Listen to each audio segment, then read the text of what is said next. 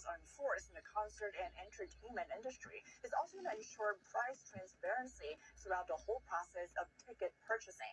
Meanwhile, President Trump today also talked about his upcoming tariffs. Remember, Wednesday is the day that he's set to roll out his reciprocal tariffs, as well as that's when his auto tariffs are set to go into effect. And President Trump today again doubled down on the effectiveness of his tariffs, also adding that he already gave automakers a break before by delaying his tariffs on cars for a month to help some American car makers. Here's what he said. Watch. Gave them a big break for a month. I didn't charge them anything, for a big month, for that first month. And they brought a lot of material into this country because they could bring it in without tariff. Cars are lined up for miles and miles. Some of them didn't have fenders on them. Some of them didn't have the roof on yet. They're driving it here brand new. They're driving it in because they want to avoid the tariffs. I let them have that. And the White House press secretary told reporters this morning that as of now, there are no exemptions to his tariffs on Wednesday. Back to you. In trying to steal money through Social Security, even international gangs, groups, and so on. And the problem has become so large, it actually represents a significant portion of the calls coming in. Elon Musk said the fraudulent calls like this, they take place, quote, all day, every day. And this means that fraudsters have been stealing money from Americans. And he's suggesting, look, if we just get rid of the fraud, there'll be more money in Social Security. You're going to get more, not less. That's what he's saying, at least. Now, they also know that going back to 2008, Social Security had identified there were over 15 million people over the age of 120 years old marked as alive in the Social Security system. Imagine if we had 15 million people who were over 120 years old. We'd have the highest life expectancy on the face of the planet. But since that's kind of impossible, those millions of numbers are just floating around. And the Doge team alleged that those numbers, the only thing they can be used for is fraud. If you have dead people numbers, they can only be used for fraud, nothing else. And there are people nonstop every day trying to defraud them. And they went into detail a lot of other issues as well, including notably that even some of those Social Security numbers can be used multiple times. And so just because you have one number and a fraud account tied to it doesn't mean it can't be reused for other things. Now, among the other issues, Doge investigators found the federal government was paying like $1 billion for one national park survey where they said, do you like our parks effectively? It resulted in no changes, no outcomes, no goals, $1 billion. And they noted a survey like that should have cost about $10,000, not $1 billion. In fact, even $10,000 would have been a high amount to pay for a survey like that. They were paying $1 billion for it. And they noted there were more federal government credit cards out there than there are even federal government employees. About 2 per person, in fact. There are around 4.6 million credit cards, and there are only about 2.3 million federal employees. And look, so far, the Doge department has eliminated around 300,000 of those credit cards. The Doge investigators also said they found about $500 billion in fraud every year and hundreds of billions of dollars being made in improper payments. And look, the list of similar findings of these just keeps on going. To explain this, remember, you hear $1 billion here, $1 billion for a survey. How much did it cost Trump to build the entire border wall? Just a few $1 billion. A few $1 billion. And you're spending $1 billion on a survey, and they said a wall was too expensive. Right? If you understand half $1 trillion, what's the national overspending on debt every year? If you understand the significance of this money, it's a big deal. This is no minor thing. And the list of similar findings to these just keeps on going. This is the tip of the iceberg. Now, Elon Musk also detailed the vision where he and others in the administration believe that these programs are leading.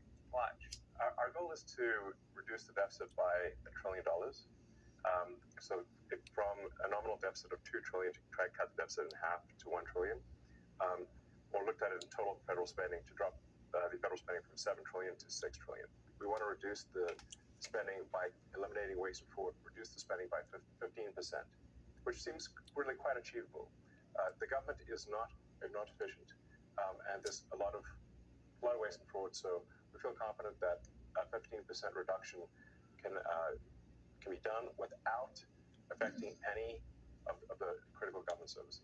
Now, on the other side of the argument, Democrats have argued that Elon Musk and the Doge Department is overstepping jurisdictions. They say that investigating Social Security is exposing private information of Americans, which could violate the law depending on how it's done. There's some complications with that. They also allege they're cutting some essential services and actually harming the interests of some individuals. They're not properly framing and so on. Believe which side you want. But on the point of Elon Musk, he also alleges that cutting government spending just through targeting waste and abuse and fraud, he's saying it may not be that difficult. And in the Doge investigations, he claims they routinely find waste in billions of dollars or more, just like issue by issue. Anytime they look at something, they say they find billions in waste. Again, believe which side you want of this. The other argument is that they're cutting necessary things. In other news, statues and monuments that were removed across the United States over the past 4 years are going to be restored. I'll be talking more about this after we come back from a quick break. Got involved in these removals. And now Donald Trump is working to bring these statues back. Here's what he said to explain this campaign in his executive order. He said over the past decade, Americans have witnessed a concerted and widespread effort to rewrite our nation's history, replacing objective facts with a distorted narrative driven by ideology rather than truth. And that's true also, by the way. Remember where this started? It was New York Times falsifying history in their fake 1619 project. The fake 1619 project by the New York Times was fact-checked by their own fact-checkers and deemed as false.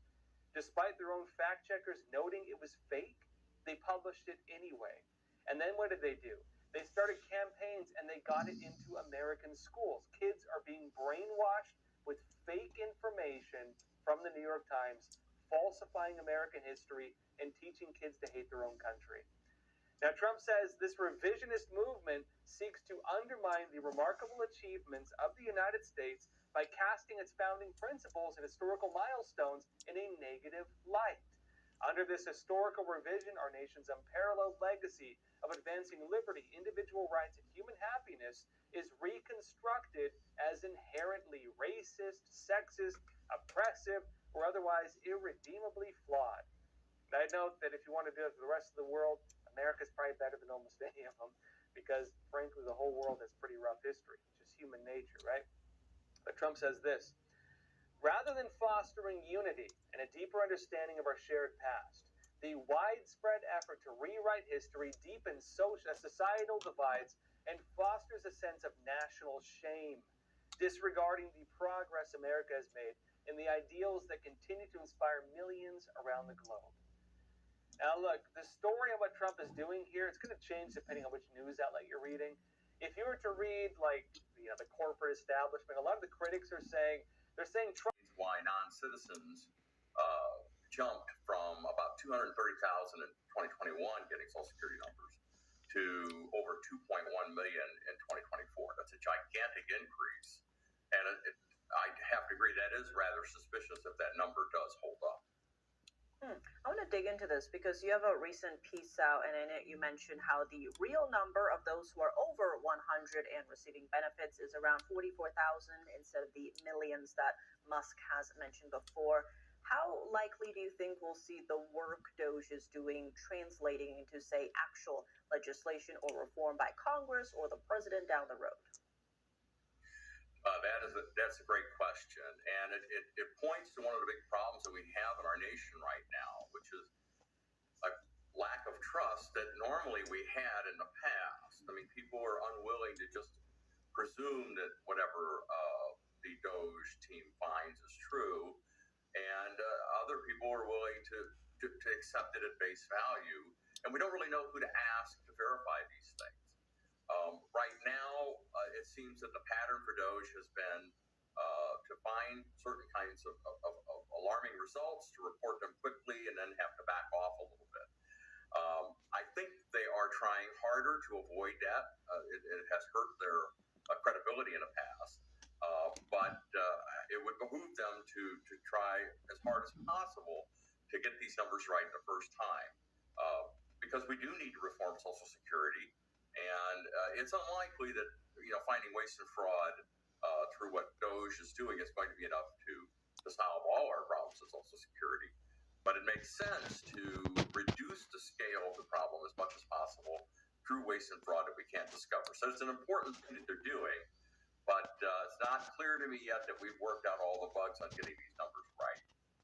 And benefits using wage data and to use consumer price data instead. In other words, a consumer price index to do that initial calculation. It's kind of a technical thing, but it's something that can be done fairly easily. The other thing is to use what's known as a chain-weighted consumer price index on the back end. In other words, most people realize that Social Security benefit checks are adjusted for inflation after a person starts getting those checks. But if we just use the simple consumer price index, it tends to overstate the increase in cost of living. A chain-weighted approach gets rid of that. If we did those two things, just those two things, we would eliminate virtually all of the unfunded liability gap over the next 75 years. That would be huge progress, and it would not involve any pain or unfairness whatsoever to anyone. quite remarkable indeed what you just mentioned there, David Rose. Thank you so